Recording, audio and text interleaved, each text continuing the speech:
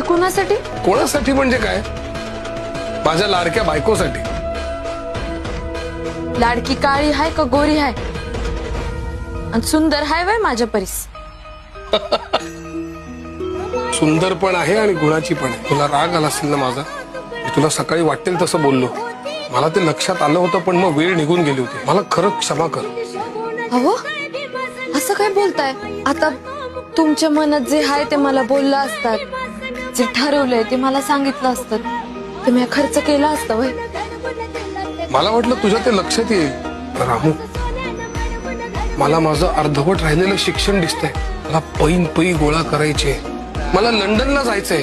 मला माझं अर्धवट राहिलेलं शिक्षण पूर्ण करायचंय. लंडनला जाऊन मला माझा कायद्याचा अभ्यास पूर्ण करायचा आहे. साहेब, मला समजावून मस्त आहे. आणखी एक गोष्ट लक्षात ठेव, मी माझ्या समाजामध्ये राहून समाजासाठीच काम करणार आहे.